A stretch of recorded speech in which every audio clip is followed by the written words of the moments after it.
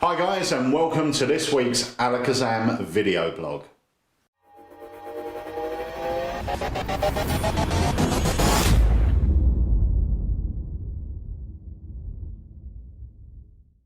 Dave. Peter. Yes. How's it going? All good, all good. We've had a lot of emails since the last vlog where you performed Barking Dog by Etienne Pradier. Yeah. And we explained that the original idea, as far as we were aware, was the Bob Ostin clip. Yeah. Which was available in this book, which is A Lifetime of Magical Inventions by Bob Ostin. We had a lot of emails asking what else was in the book. Yeah. So what we thought we'd do this week is show you a few of the other effects that are in the book. Yeah, I mean, when you buy a book, sometimes you'll get one or two gems in it. This one is packed full.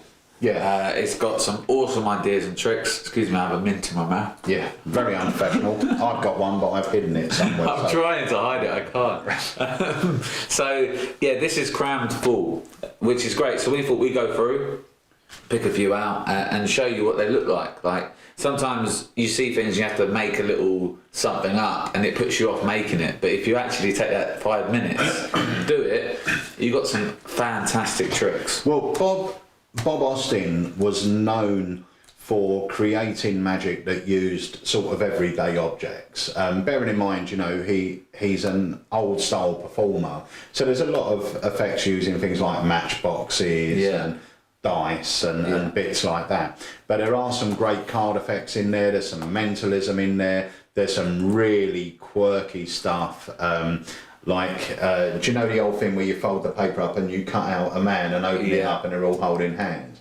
Well, he's got a great routine where you cut them out and when you open it, the one in the middle's upside down. Yeah. You know, he's got loads and loads of really nice, quirky effects. Yeah. And one of his marketed items was a trick called the submarine cards. Yeah. That's explained in full on here. So the book basically gives you all of his marketed items, because they explain all those in there. Like the clip, like the Barking Dog type clip, teaches you how to make it. But what we've done is we've selected 3 effects from the book just to show you what they're like. The book itself was produced by ALAKAZAM quite a few years ago. It was on a limited run, which means it will never be run again. So we've got a few, well, I don't know how many copies we've got left in stock. It isn't a huge amount. They're at a special price, but once they're gone, they're gone. So even if you're a book collector, a historian, you've got your own bookshelf with your magic books in, you know, this should be on there, because Bob Ostin, you know, there's a forward in there by Jerry Sadowitz, Max Maven, all the top guys know the value of Bob's work, and they've all had touches on it and twists. You know. It is fantastic, and I'd like to say as well, the guys that don't buy and watch books, the pure DVD guys, you're going to get a lot of stuff in here, which, if I'm honest, I've seen sort of tweaked and produced on a DVD, one trick. And a lot of that has happened in this book. As I was looking through, I'm going, oh, that's his, you know? Yeah. So it's worth looking at the books. It's where, you know, all of the, well, a lot of the good ideas come from. Yeah, the basics. Also, the other thing I'll say about this is a lot of the routines you can change. I mean, one of the effects I'm going to show you is my handling of one of the routines in here. Yeah. Now, if you buy this book, I am going to supply you with my handling as a free streaming download. So as soon as you buy the book, you'll get the free streaming download as well of my handling of Bob's effect. But, you know, once you've read what his effect is and watched my handling, you'll be able to work out the little extra bits I've done, but I'll provide you with a streaming video. So, okay, we'll move on to the first trick. David. Yes. Going to show you something with a dice. Okay. And a deck of cards. Now, the way I would usually do this is to get 2 spectators involved, but we'll do it with just you. Okay. We've got a deck of cards here. You can see the cards are different. I'll show the camera if I can. Okay, you can see the cards are all different. I'll even give them a little shuffle. And Dave, what I'm going to ask you to do is just touch the back of any card for me. This one here. Yeah. Okay. I'm going to turn my head because I don't want to see the card, but I'm going to show it to you. You got it? Okay, can I go see it? Yeah. Yeah, I'll show the camera. Just tell me when they're done. Yep. I'm going to put it back and we're going to give the cards just a little cut. Yeah. And I'm going to give them a shuffle. So I really don't want to know where the card is. So you can see, you can tell the guys that's a fair shuffle going on, yeah? Now, do you believe in fate? Yeah. Okay, well we're going to see if fate actually exists. Okay. You have selected a card, you've got that in your mind at the moment. In front of you is a dice. I want you to pick it up, just throw it a few times so you know that it's rolling true and it's not weighted and it's not always going to be the same number. And tell me when you're happy. Yep. You're happy.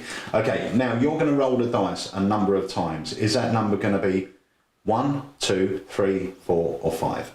3. Sure? Yeah. Okay, each time you roll the dice, whatever number comes up on top, I'm going to move that amount of cards from the top of the deck to the bottom of the deck. Right. Okay? Yeah. And you said you can change your mind.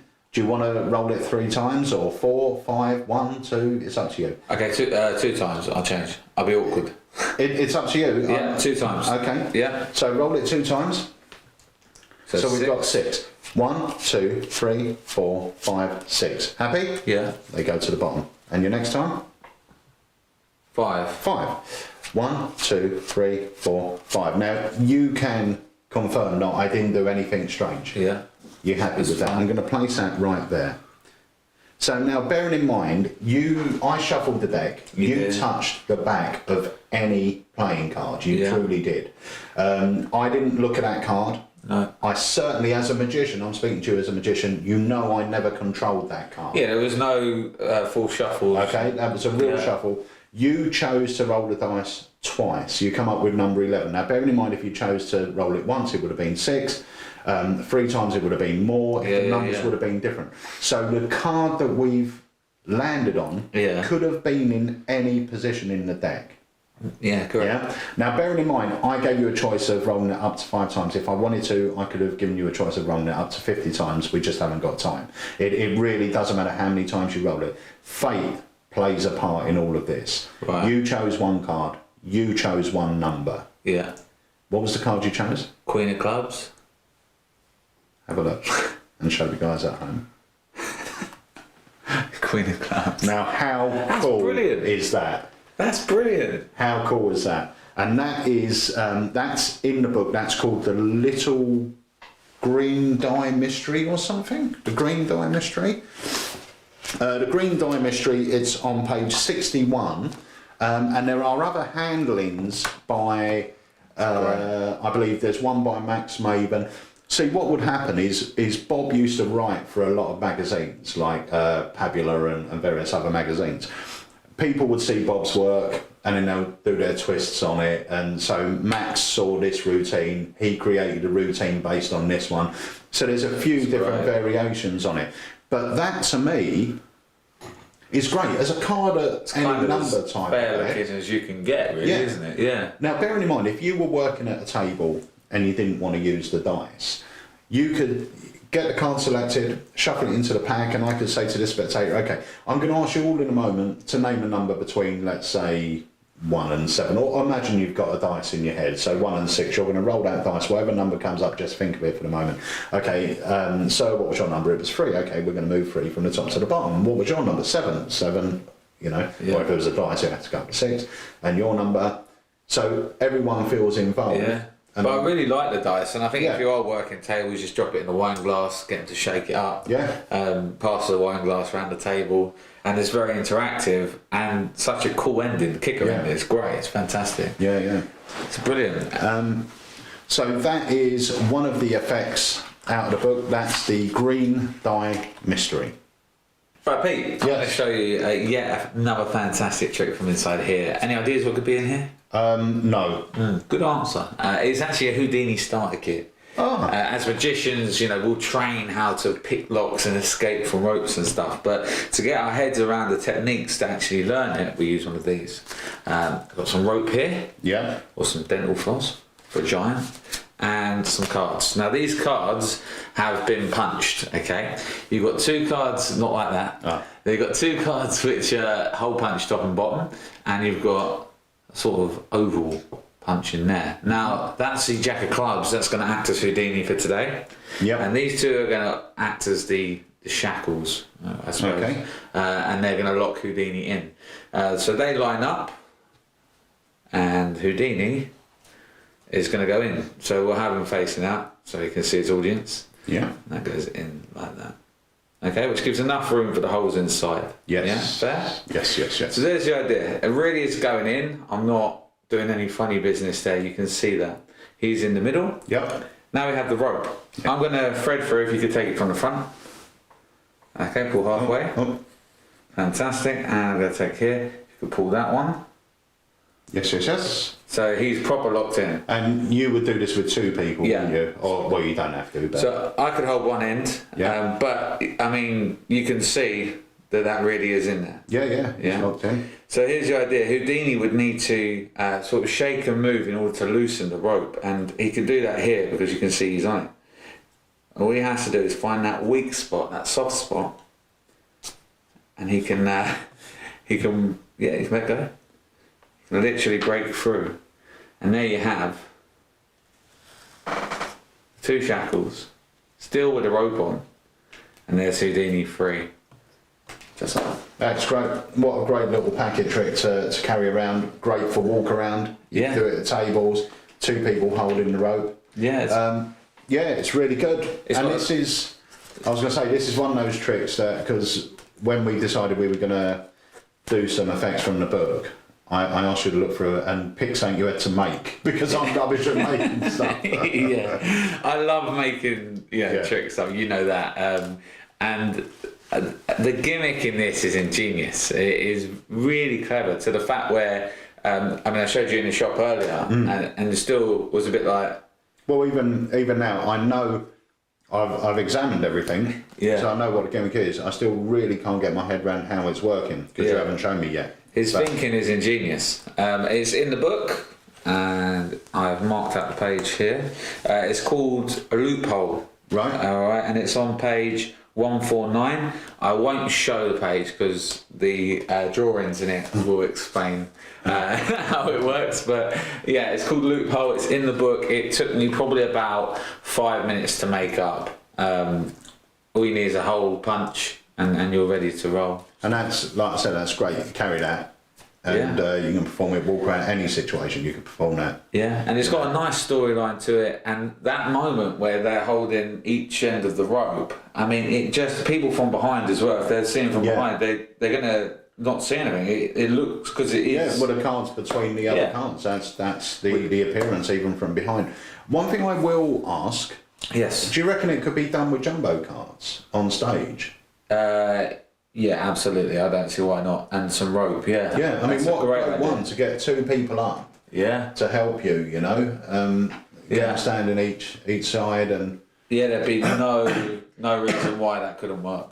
So you just do the same thing but on jumbos? Yeah, absolutely. And now you've said that, I'll probably make one up after this, because that's a great idea. Well, as soon as, you know, because you performed it to me and Claire in the shop, and we were both holding one side, and that image just... lends itself to stage, doesn't it? You know, getting 2 helpers up, and great. So that is Loophole.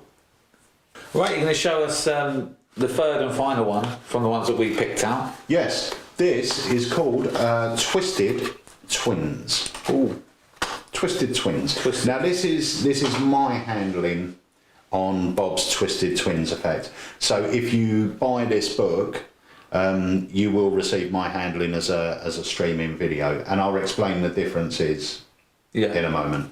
But we've got a deck of cards. We're just going to give the cards just a little bit of a mix up, even a few little cuts. Oh, hello.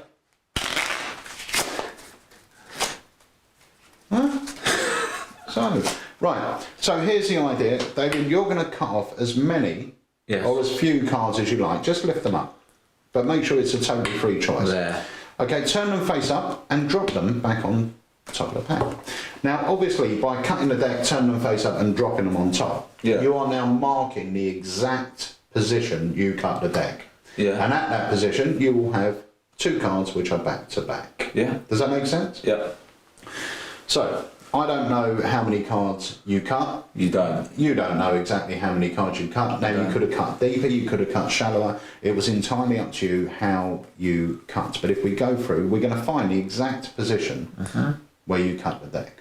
Okay? So that's going to be your card. You can show the camera if you like. King of Hearts. King of Hearts. Now, if we take the King of Hearts, now bearing in mind that could have been any card. Yeah. All we have to do is take the King of Hearts and just push it through the deck, like so. And what happens is its mate will now turn face up. Sounds impossible. So if that was the 2 of clubs, the 2 of spades would now be face up in this deck. If that was the 7 of diamonds, the 7 of hearts would now be face up in this deck. But because that's the King of Hearts, believe it or not, the King of Diamonds has now turned itself face up inside this deck. Show me. I'm going to go even one step further than that. Go on. Because if I take the King of Hearts, turn it face down, the King of Diamonds now turns itself back, face down. I want it face up. It's face up. Yeah. Okay, watch. Just like this, remember it's a totally free choice. If we spread the deck out, you'll see there is one other card face up, which is the King of Diamonds. Not only that, all the cards in this deck are blue. You could have chose any card, but they are all blue. Yeah. Apart from the King of Diamonds, because when he turns face up, he gets a little bit embarrassed and he blushes. So he is now actually the only red card in the deck. And not only that, let me show you, because you chose the King of Hearts and you didn't choose the other kings, the 2 black kings actually vanish from the deck. You can see they really are not in here. And they jump back into the box. There's the King of Spades and there's the King of Clubs. Fantastic. Great routine. That is my handling of Bob Ostin's Twisted Twins, did I say? Yeah. Now, Bob's original effect that's written up in the book is literally one phase. They choose a card, you spread the deck, the mate is face up. What I've added to it is the colour changing back, is the 2 cards in the box. There was other handlings I had where I would secretly load the 2 cards into the box, but in plain sight. Yeah. But this way, it's great. Yeah, to a lay person, they believe the cards have vanished. As long as they believe the first selection is a free choice. Which I as a magician, when you showed me this, thought you were going to go into the cut deeper force. Yeah. And then you didn't do the second bit where you cut deeper, and I was a bit like, hey. So that process on its own is fantastic. It's fair look, you know, it looks so fair. And then where you go from there is just kicker after kicker. So it's really great. So if you purchase the Bob Ostin book from ALAKAZAM, you will receive a 3 streaming video which will teach you my handling of Bob's Twisted Twins, which is on page 15. There we go. Right, so that's it for this week. It was a Bob Ostin special with the Lifetime of Magical Inventions book. Remember, that's available through ALAKAZAM Magic, and if you purchase that, you receive a free streaming video of my handling of Bob's Twisted Twins. Yep. But there's so much good material in here. I want to show you the book because it is absolutely beautiful. It was laid out by a good friend of ours, John Robinson, who's got a creative agency. The book is phenomenal. We've only just scratched the surface as well. Oh. You know, that's the great thing about it. They're not the best free tricks in the book. They're just free. We'll do that one, and that one. Yeah. So there's so much more in there. And there's mentalism, there's book tests, there's living and dead tests, there's card effects, there's stuff with dice, stuff with matchboxes. I'll show you the index actually, because just to see the sort of stuff you've got on here.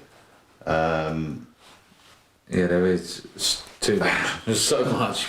I mean, look at all that. There's so much stuff, and there are, you know, there's handlings and routines by Max Maven where he's had little twists on Bob's routines. There's also some nice little stories scattered throughout as well. So I'll tell you one thing as well. I like to watch books, read books. But when there's not loads of pictures and it's just pages of writing, I do struggle to make up tricks from books. That's just me. Yeah. But this, I mean, the pictures in there are superb. It's laid out how I would want a magic book to be laid out. Yeah. And I'm not just saying that because I produced it. Before all that, when I opened this book and saw the pictures, I'm like, what? Yeah. I know it makes me sound like I'm a kid and I'm a picture book. Do you know what? I agree with you totally, because when I was looking through this to sort of pick a few tricks to perform, the great thing about them was they're all sort of a page long. Yeah. Do you know what I mean? So it is literally a 2-minute job just to read through, and anyone that's got a good knowledge or a decent knowledge of magic, you only have to scan down it and straight away you go, oh yeah, I can see that's clever, I can see what's happening. You know, it's... And then your mind will start ticking and go, oh, I can take it in that direction. Yeah. And that's what's so great about it. So that is a lifetime of magical inventions by Bob Ostin. And it brings us towards the end of this ALAKAZAM vlog. So please make sure that you are following us in all the right places, on Facebook, Twitter, and I'll do it here. Where are we? Here. Subscribe. Can I point as well? Yeah, you can point. This way. Yeah. There we go. Subscribe here, guys, as we're on a new channel now. And we will see you next week on the ALAKAZAM video blog.